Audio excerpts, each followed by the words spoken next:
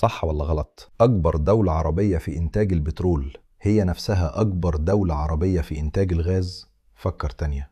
الإجابة غلط. في البترول السعودية هي أكبر منتج عربي بإنتاج حوالي 9.5 مليون برميل نفط خام يوميا في 2025، وبعدها العراق بحوالي 4.4 مليون برميل يوميا، والإمارات بحوالي 3.8 مليون برميل يوميا. لكن لما نيجي للناتشرال جاز الصورة بتختلف. قطر تعتبر قوة ضخمة جدا في الغاز الطبيعي، خصوصا مع حقل الشمال أحد أكبر حقول الغاز في العالم، وإنتاجها من الغاز الطبيعي يقارب 180 مليار متر مكعب سنويا وفق تقديرات حديثة. يعني ببساطة أكبر منتج عربي للنفط السعودية. قطر عملاق الغاز العربي وأكبر لاعب عربي في إنتاج الغاز المسال. والأجمل إن السعودية وقطر والإمارات والجزائر والعراق كل دولة فيهم ليها قصة مختلفة تماما في عالم الطاقة. كنت تعرف الفرق ده؟ ولو بتحب المعلومات دي عن عالم البترول والبريمة اعمل لايك واشترك في القناة.